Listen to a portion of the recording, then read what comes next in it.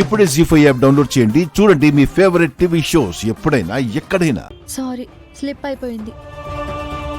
ఇది నాకెంత ఇష్టమైన డ్రెస్ తెలుసా?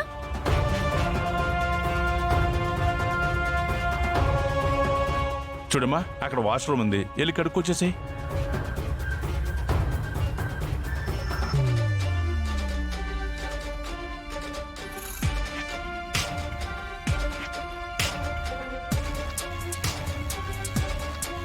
వాష్ చేసుకున్నావా వైష్ణవి? తమాషాగా ఉంది కదూ, అక్క చెల్లెలం అయ్యుండి ఒకరికొకరం తెలియకుండా గొడవ పడ్డాం. తమాషానా? నీకు తమాషాగా ఉందేమో. నువ్వు చేసిన దాన్ని తలుచుకుంటే నాకు ఒళ్ళు మండిపోతుంది.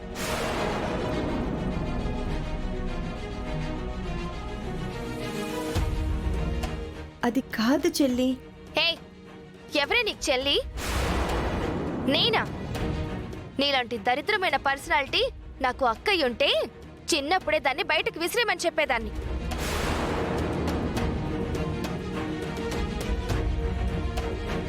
వైష్ణవి, జరిగింది పొరపాటున జరిగిందని చెప్తున్నాను కదా, ఇంకేంటి? పొరపాటని మీరు సరిపెట్టుకున్నా నేను మర్చిపోను. మా డాడీకి చెల్లుందని తన్ని కలవాలని రోజు ఏడుస్తూ ఉంటే సరే అని చెప్పి ఇక్కడికి రావడానికి ఒప్పుకున్నా. ఇది మీ ఇల్లని మీరుంటున్నారని తెలిస్తే వాళ్ళని కూడా ఇక్కడికి రానిచ్చేదాన్ని కాదు.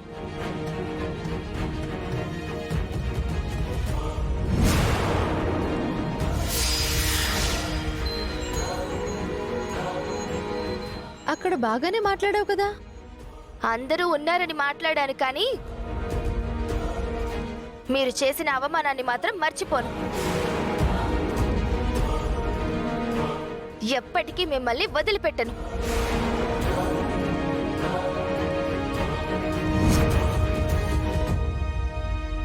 హే, దించవే చెయ్యి.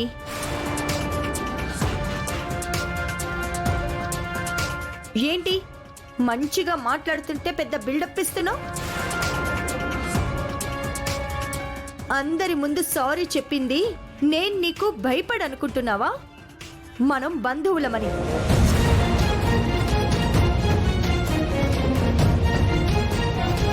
ఈ బంధుత్వాలు నాకు అవసరం లేదు.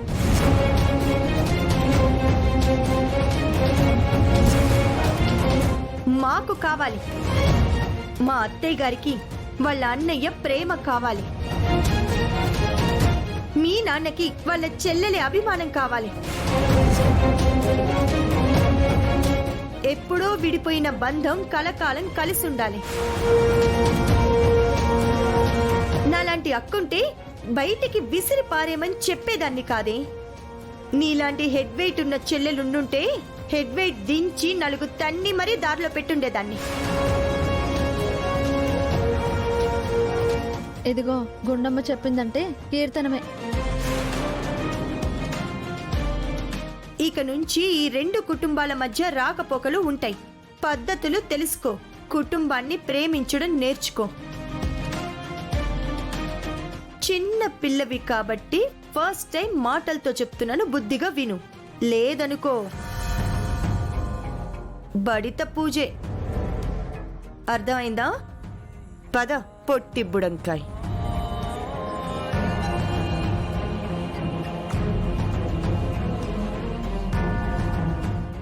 జీ5 యాప్ డౌన్లోడ్ చేసి అన్ని ఎపిసోడ్స్ పూర్తి ఉచితంగా చూడండి.